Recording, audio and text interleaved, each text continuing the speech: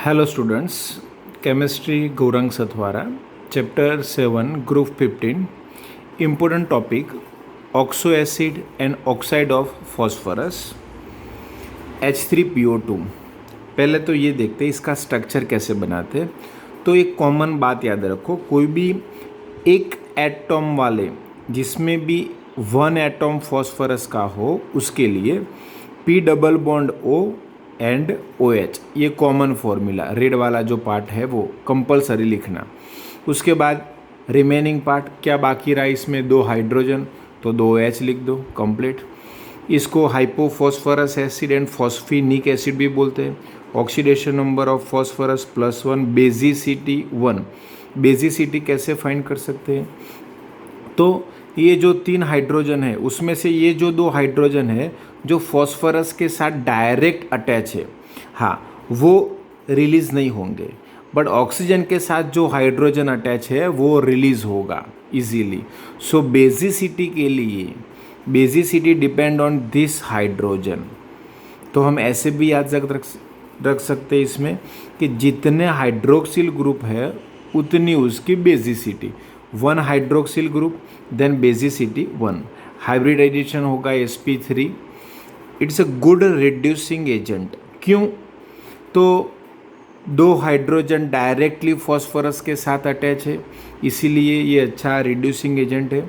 H3PO3 हमने आगे जैसा बताया, एक एटॉम, तो ये रेड वाला पार्ट कॉमन, बाकी क्या रहा, दो हाइड्रोजन और एक ऑक्सीजन, तो एक H लिखो और एक OH लिखो। ओके, ऑक्सीडेशन नंबर 3 होगा, बेसिसिटी दो हाइड्रोक्सिल ग्रुप देन बेसिसिटी 2।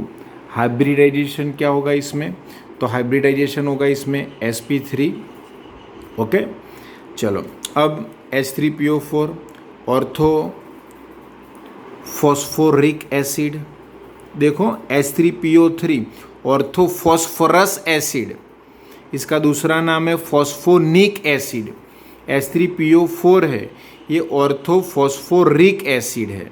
हाँ, oxidation number +5, basicity 3 hydroxyl group then 3, hybridization होगा sp3। H4P2O से 5। अब दो फॉस्फोरस के एटॉम हैं, तो वो जो रेड वाला पार्ट था P डबल बॉन्ड O और OH वो 2 टाइम्स लिखो।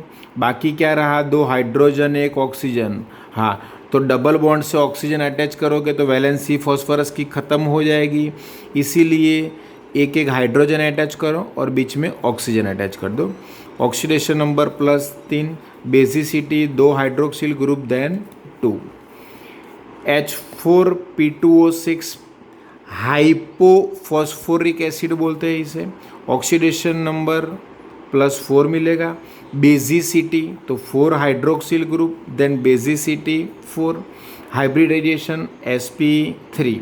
इस सबके स्ट्रक्चर कंपलसरी याद रखने, कितने सिग्मा बॉन्ड, कितने पाई बॉन्ड, कितने हाइड्रोक्सिल ग्रुप है, ऐसे MCQ में आता है। H4P2O7 दो P एटॉम, तो ये रेड वाला पार्ट बना दिया। बाकी क्या रहा, 3 ऑक्सीजन और 2 हाइड्रोजन, तो 2 हाइड्रोक्सिल ग्रुप रखे, बीच में O रखो। चलो, diphosphoric acid, oxidation number +5, basicity due to hydroxyl group 4, hybridisation of phosphorus sp3। Hybridisation कैसे फाइंड करते हैं वो हमने देखा है। चलो अब मेटाफॉस्फोरिक एसिड देखते हैं। पहले मेटाफॉस्फोरिक एसिड HPO3, ये इसका मोनोमर HPO3 ओनली, वो एग्जिस्ट नहीं कर सकता, बरोबर, हाँ, इसीलिए ये ट्राइमर फॉर्म में मिलता है या पॉली फॉर्म में मिलता है, हम देखते हैं आगे। इसकी फॉर्मूला क्या होगी, रेड वाला पार्ट जो था वो और डबल बॉन्ड O लिख दो। बेसिसिटी 1, OH एक ही है, तो हाइब्रिडाइजेशन होगा sp2। अब ये जो था इसका ट्राइमर देखो आगे, साइक्लोट्राइमेटाफॉस्फोरिक एसिड HPO3 थ्राइज, इसको H3P3O9 भी लिख सकते हैं, बरोबर, हाँ। ऑक्सीडेशन नंबर होगा +5, स्ट्रक्चर इजी है, देखो कैसे, ऑल्टरनेट PO लिखने हैं बेंजीन जैसे, और P के साथ डबल बॉन्ड O और OH बनाना है। MCQ में 2020 में क्या आया, तो how many sigma and pi bond in cyclotrimetaphosphoric acid, तो 15 sigma bond and 3 pi bond.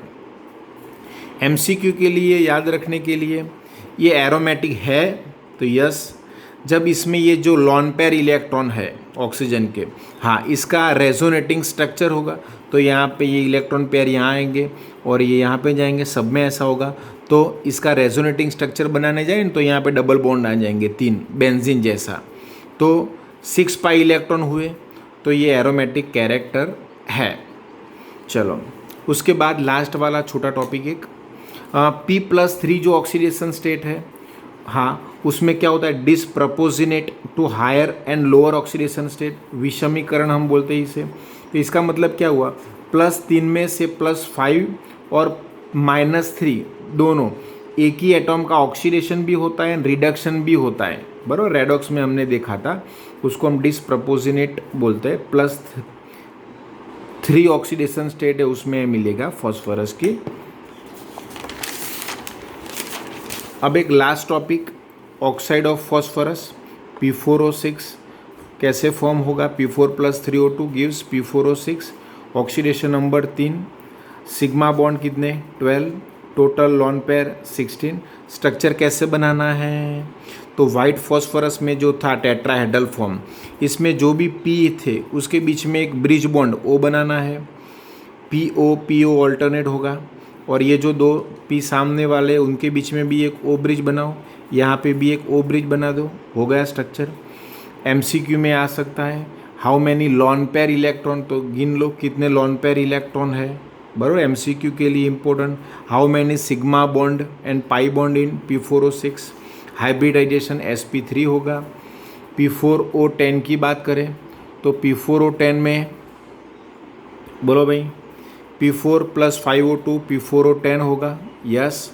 उसके बाद ऑक्सीडेशन क्या होगा भाई, +5 sigma pi bond, sigma 16 pi bond 4। Structure P4O6 के जैसा ही है, बट डिफरेंट क्या आएगा इसमें, तो ये जो P है 4, उसके साथ डबल बॉन्ड आएंगे, ये जो 4 फॉस्फोरस के एटॉम थे ना, हाँ, उसके साथ में क्या आएगा भाई, double bond, double bond, double bond, double bond, double bond आएगा, बराबर। बाकी सब सेम ही है, हो गया।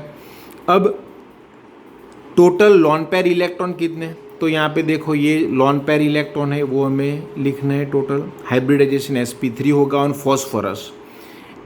MCQ के लिए एक इम्पोर्टेंट एक और, ये जो 2 ऑक्सीजन है, हाँ, उनमें कौन सा हाइब्रिडाइजेशन होगा, तो ये जो ऑक्सीजन है उसमें sp3 होगा, क्यों, हमें मालूम है, ऑक्सीजन के साथ 2 एटॉम अटैच है तो 2 लिखो, 2 लॉन पेयर है तो 2 लिखो, 2+2 4, तो sp3 होगा।